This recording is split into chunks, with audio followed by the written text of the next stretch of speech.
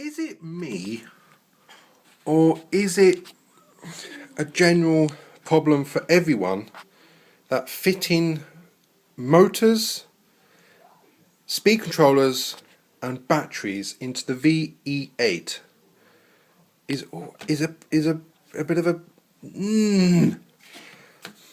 or is that part of our seeing? I am enjoying it, don't get me wrong, but I purchased this Turnigy. It's a 150 amp system for a 1.8 vehicle, okay? And the first little problem is that the can fits, but the shaft is just a little bit too long, and it sticks into the battery compartment. So now that concerns me, because when I've got a battery in there, whether it's a hard case or a soft case, that's going to rub against it. So then you have to put something there, and then problems. The other problem I had, because I bought some really nice heatsink and fans, the heatsinks don't fit. They just don't fit because of the bodywork. It's because it's so low. So I've had to mount the fan just on one screw. I mean, it's not going to take any weight there. The one I've got it on this side, the battery compartment, because I've got a 110 buggy and I've got loads of spares, I've used the battery tray.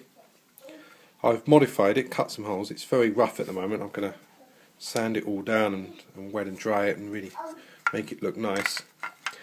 And I'm going to probably use these straps, run these straps over and just use the straps to buckle it down. Bear with me with the bad quality of film. Okay, focus, focus, focus! Thank you! God, can't someone invent a YouTube camera? That's just always fantastic. It's television. Okay, here we go. I've now got a clearance. It's not much. It's probably a couple of mil. But it clears the motor enough. I'm happy enough to have a battery, because the battery will rest on the inside the holder here. I've actually put spacers in here. Is that a good idea?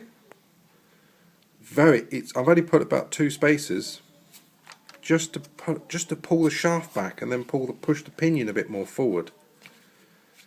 Am I on my own here? Because I can never find anyone on YouTube that's come across these problems. The battery place is small, I know. I knew that. I've heard that the 3-cell is quite a good pack in there, and I've also heard a lot of people using soft packs. I'm a bit wary of soft packs. Just like to have that extra hard case. Anyway, this fits nicely. I've got my cheapo Chinese battery here, and because I want to run 2 of these, so I really should have tripods and professional camera team helping me out here. Fits nice. I was thinking that I'd run 1 battery pack here. Mind you, I've ordered 2 nano lipos, so I think they're probably smaller than these, slightly. Anyway, so I thought, okay, the wires are here, they're missing, and then the other battery pack I've compensated for the distance from here, from the edge to where the wire finishes there. I've compensated it here. I've worked it out. I've used my calibre and calculated that it should fit there. So it's not too MacGyver, but MacGyver-ish. And then I'd lay the other pack on there, and that should just be, well, it should have plenty of space so that the body can clear the double battery packs. So that's that problem sorted out. And the other problem I had is the speed controller, which I bought. I'll get rid of that peg because it looks weird on there. Just moving the cables out of the way. The speed controller was just too big for the space. I mean, it's a huge. I mean, is this a standard size? Again, is anybody with V8s having the same problem? Luckily, I've only had to chop one of the plastic screw mounts, which is on there underneath. I've just chopped it on the cleaner side, not the wire side. I thought it's best to not have it on the drive shaft with all these cables here. And luckily, it just went boop it in, plonked it in, and put some of that really sticky 3M tape, and yeah, it's holding. The rest is I don't know what to do with this thing. It's horrible, it's ugly, it's annoying. I like to feed it through the box, but the thing is I have to desolder.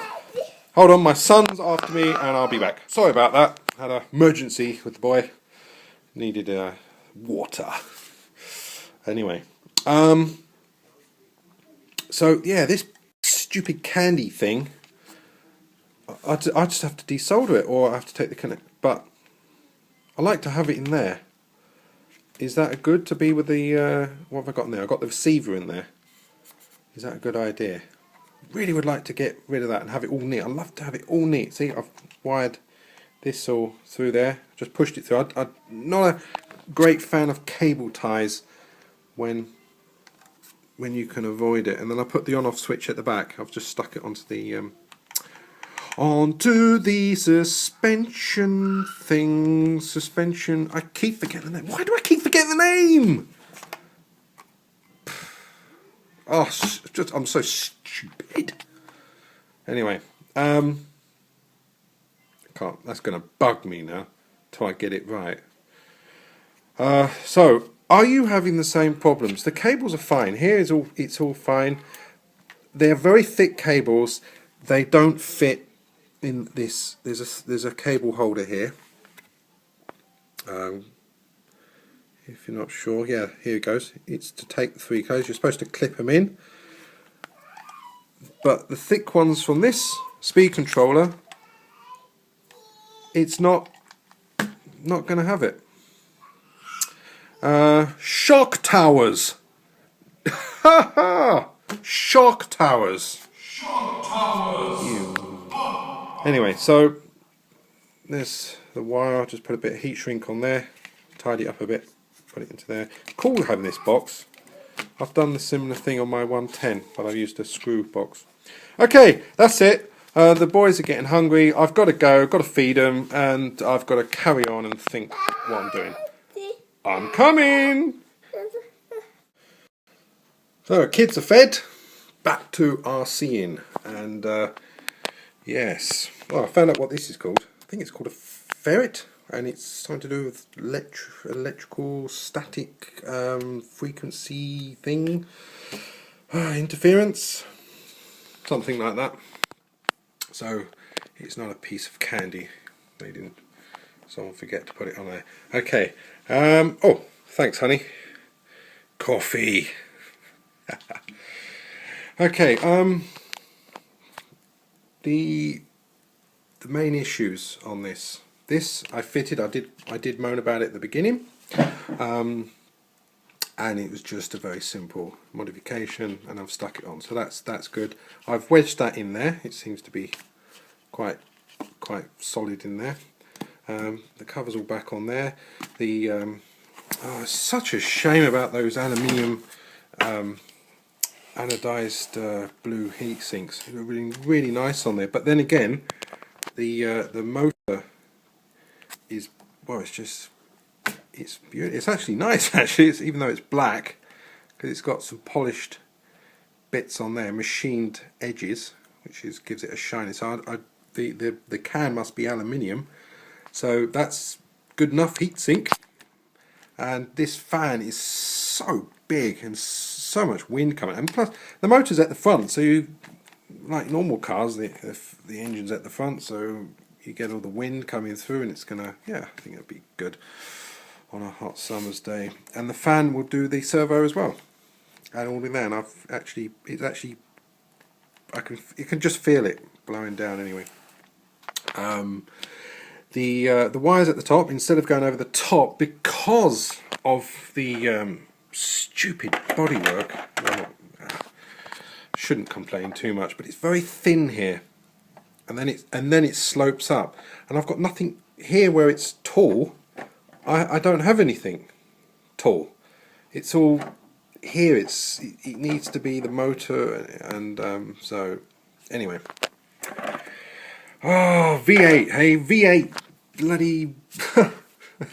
Well, it makes the hobby interesting, I would say, because it's actually spending more time fixing and screwing things and playing with it than actually driving it. But hey, it's great. I'm still enjoying it, don't get me wrong, even though I moan. So I decided to put the motor down, give it a slight angle so it's actually around the fan here now, and this clip here would have been here, and I've just moved it there, put a longer screw in, and it looks pretty damn neat, doesn't it? And now I've got the motor, not the motor, the battery. The battery is now in its battery holder, within a holder, and I've used the Velcro straps that were in there already, and I've just put them at the bottom and screwed them in there, so that's fixed. This is not going on, and I've got these with buckles, and those I could probably adjust and extend and get the twin four, to increase it to the 4 cell. And that's it so far. I was going to just give it a quick little buzz run. So we turn that on. Oh, this is cool. Remote controller, put V8 on it. Switch at the back here now. Look, see, when it's got all the cover on, I can just turn it on. A beep beep. Fans come on. I'm getting sucked in.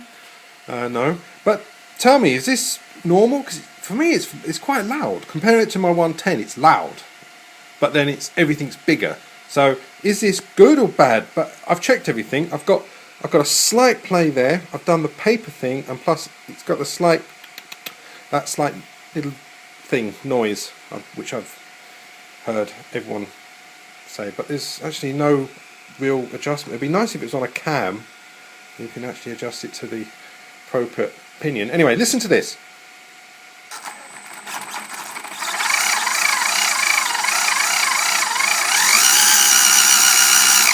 Is that normal?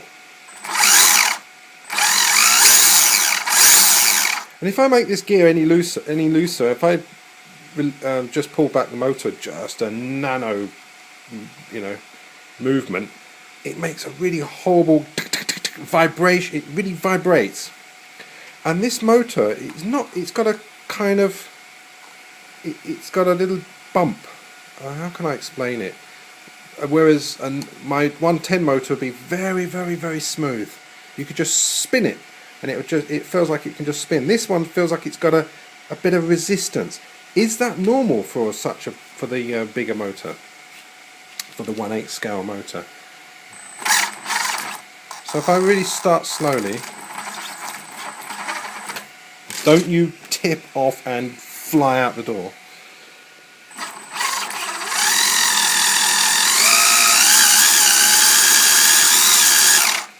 I have to put it down and hold it. I don't trust it. Can I do that? Sorry about that. Awful. I'll edit that bit.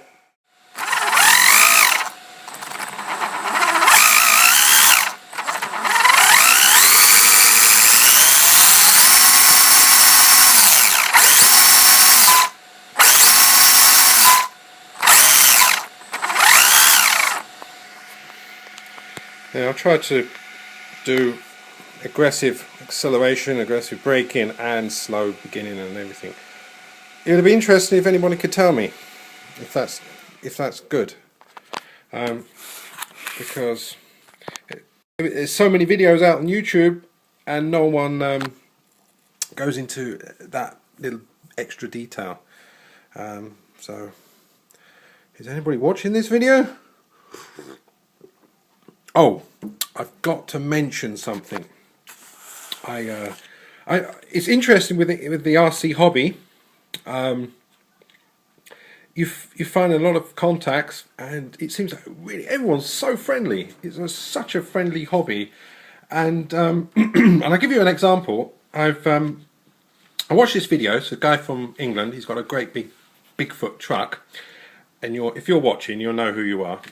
And I asked, he was doing these LED lights, and I just asked how bright they were, and literally like an hour later, he's posting a video on sort of like a request that I asked for, and he's done a sort of a 40-second video just for me. It's like, wow. But then I suppose I'd do the same actually. But it was really nice, and he hasn't got that many viewers, but it's nice to see someone without the flash video in and all the music. It's just as it is. It's raw, and it's how it is. It's how probably 90% of the RC world is like that. We're just normal people, and that's what we do. And it was great. Anyway, I'll say hi to you, and thanks for the comments you leave. Really good, and I'm sure. And he's given some advice about LEDs, Cree LEDs. Anyway, check it out.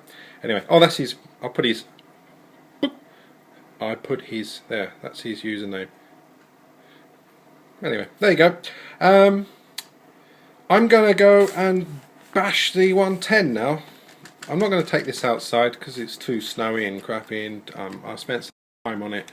I'd like to take it out when it's drier, and I'm sure you guys, some of you guys that have built your own buggies, realise that, and the more serious guys will probably think, to hell with that, going, So yeah, I'm going to take the 110 and do a video on that one. I'm going to show off the new spikes, and there we go. Thanks for watching my talking, listening to me. I end it now. Goodbye.